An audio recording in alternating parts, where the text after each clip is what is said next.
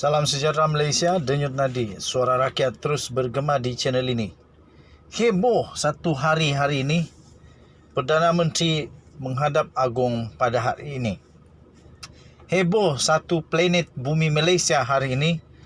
Ada yang rasa panas, ada yang rasa bergagar-gagar ketakutan, ada yang bergagar-gagar kesejukan, ada juga yang tidak percaya dan macam-macam lagi.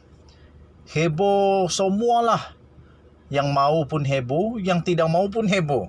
Tapi akhirnya tuan-tuan dan puan-puan, Istana Negara mengeluarkan kenyataan rasmi mengenai pembubaran Parlimen. Kita sedang menantikan apa jawapan daripada Perdana Menteri, apa jawapan daripada Agung bila tarikh Parlimen akan dibubarkan. Sehingga timbul kabar angin kononnya hari ini Perdana Menteri akan berjumpa dengan Agung, menghadap Agung di Istana Negara. Tetapi Istana Negara akhirnya mengeluarkan kenyataan rasmi. Bubar Parlimen, Istana Negara nafi Perdana Menteri menghadap Agung hari ini. Daripada astroawani.com. Istana Negara telah menafikan bahawa Perdana Menteri Malaysia iaitu Datuk Seri Ismail Sabri Yaakob akan menghadap Seri Paduka Baginda Yang di-Pertuan Agong Al-Sultan Abdullah Riayatuddin Al-Mustafa Billah Shah pada hari ini. Sumber Istana Negara memberitahu Astro Awani pihaknya tidak menerima sebarang makluman berhubung sesi sembah menghadap bagi memohon pembubaran Parlimen seperti yang didakwa. Sementara itu, memetik laporan Free Malaysia Today, Datuk Pengelola Bijaya Diraja Istana Negara Ahmad Fadil Samsudin turut mengesahkan laporan tersebut adalah palsu.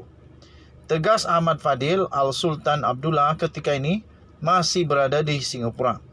Terdahulu, media memetik blogger iaitu Datuk Zaharin Muhammad Yassin yang mendakwa Ismail Sabri akan ke Istana Negara bagi menghantar surat meminta pembubaran Parlimen diadakan segera. Menurut laporan itu lagi, Perdana Menteri yang juga adalah Naib Presiden UMNO akan diiringi oleh Setiausaha Agung UMNO Datuk Seri Ahmad Maslan bagi mewakili Presiden UMNO Datuk Seri Ahmad Zahid Hamidi.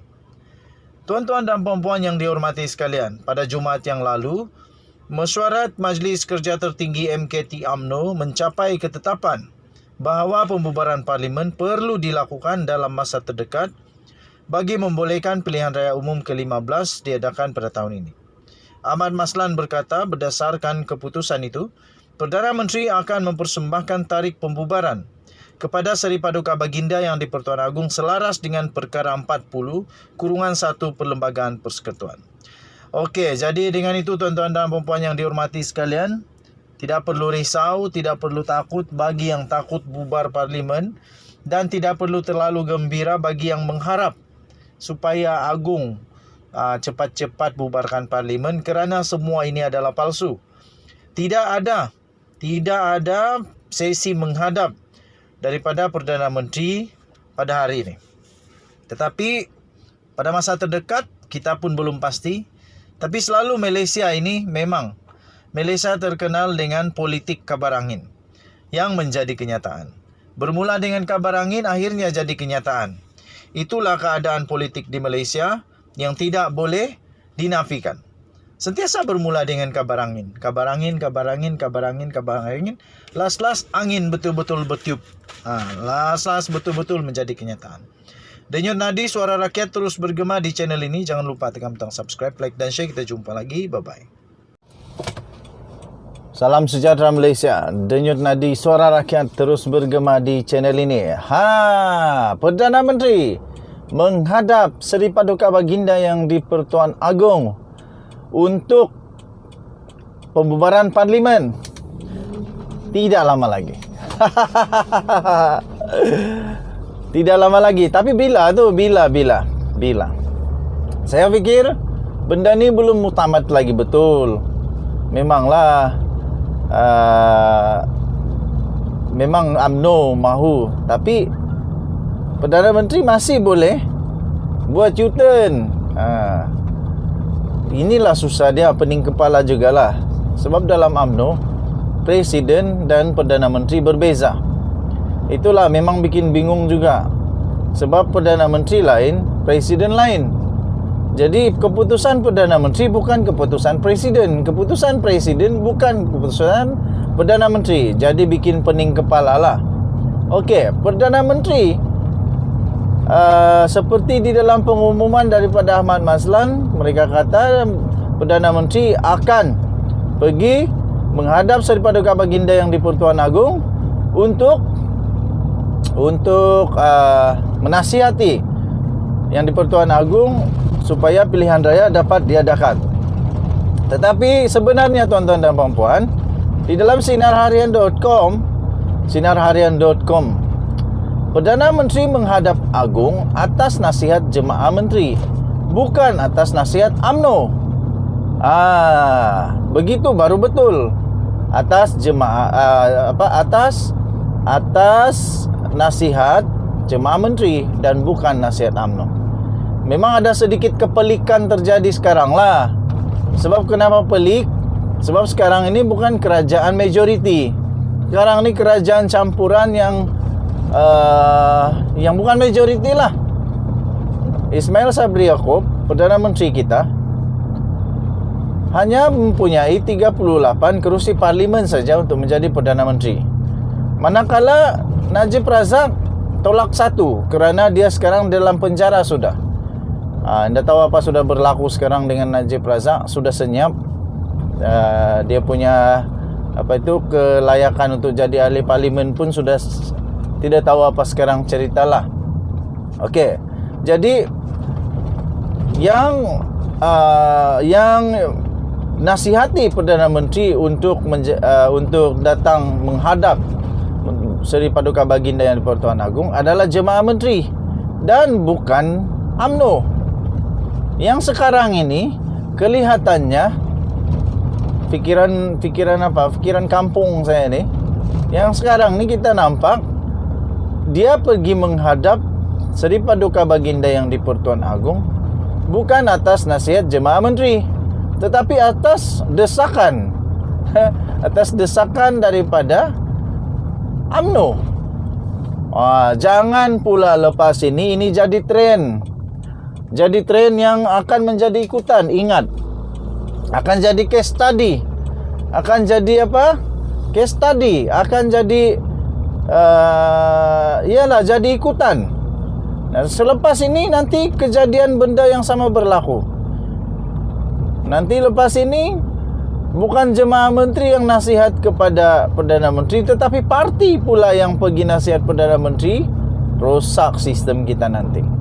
Tapi apapun keputusan Perdana Menteri, itu hak dia lah. Hak dia. Kita ikut sajalah. Saya percaya Perdana Menteri bijaksana. Perdana Menteri kita bijaksana. Dan jangan silap, Seri Paduka Baginda Yang di-Pertuan Agong masih mempunyai kuasa untuk sama ada menerima, berkenan atau menolak nasihat daripada Perdana Menteri. Baginda Yang di-Pertuan Agong masih mempunyai kuasa tertinggi, muktamad, untuk menerima atau tidak. Malah Seri Paduka Baginda Yang di-Pertuan Agong ada kuasa untuk mengisytiharkan darurat. Mengisytiharkan darurat supaya parlimen digantung dan tidak ada pilihan raya. Okey, tuan-tuan dan puan-puan yang dihormati sekalian, bagi pembubaran parlimen, Perdana Menteri Datuk Seri Ismail Sabri Yaakob perlu menghadap Seri Paduka Baginda Yang di-Pertuan Agong atas nasihat Jemaah Kabinet. Tuan-tuan dan puan-puan yang dihormati, beliau perlu untuk berjumpa ataupun menghadap Seri Paduka Baginda Yang di-Pertuan Agong atas Jemaah Kabinet. Itulah yang dikatakan oleh Muhammad Azmin Ali. Muhammad Azmin Ali, Menteri Kanan Perdagangan Antarabangsa dan Industri MITI, Datuk Seri Muhammad Azmin Ali berkata, perkara itu termaktub dalam Perlembagaan Persekutuan, di mana Jemaah Menteri boleh menasihatkan Perdana Menteri untuk tujuan itu. Jadi rupa-rupanya ini adalah yang tertulis di dalam perlembagaan. Ini bukan tertulis di dalam UMNO. bukan tertulis di dalam Bersatu, bukan tertulis dalam PKR, bukan tertulis dalam Amanah atau mana-mana parti politik, bukan ya. Ini tertulis di dalam Perlembagaan Persekutuan Negara Malaysia, yaitu perlembagaan paling tinggi di negara Malaysia, menyatakan bahawa jemaah kabinetlah jemaah ahli menteri, jemaah kabinetlah yang bertanggungjawab untuk menasihatkan Seri Paduka Baginda, untuk menasihatkan Perdana Menteri, bagi pembubaran parlimen. Dan seterusnya, Perdana Menteri akan menghadap Seri Paduka Baginda yang di-Pertuan Agong untuk pembubaran parlimen. Jadi tuan-tuan dan puan-puan yang dihormati sekalian, jangan silap. Jangan silap. Kerana UMNO masih belum boleh bergembira sepenuhnya. Dengan keputusan daripada MT UMNO, terutamanya pengumuman daripada Setiausaha Agung mereka, iaitu Ahmad Maslan, bahawa mereka mahu untuk parlimen dibubarkan segera, secepat mungkin ya, tuan-tuan dan puan-puan yang dihormati sekalian. Jadi belum boleh bergembira dulu. Sebab kenapa? Ahli lembaga jemaah ahli jemaah menteri masih mempunyai kuasa untuk mempersoalkan tindakan itu. Kerana di dalam Perlembagaan Persekutuan Negara Malaysia, itulah yang termaktub, iaitu yang menasihati Perdana Menteri bukanlah parti UMNO, tetapi ahli jemaah menteri. Okey, so Denyut Nadi Suara Rakyat bergema di channel ini. Jangan lupa tekan butang subscribe, like dan share. Kita jaga kita. Kita jumpa lagi. Bye-bye.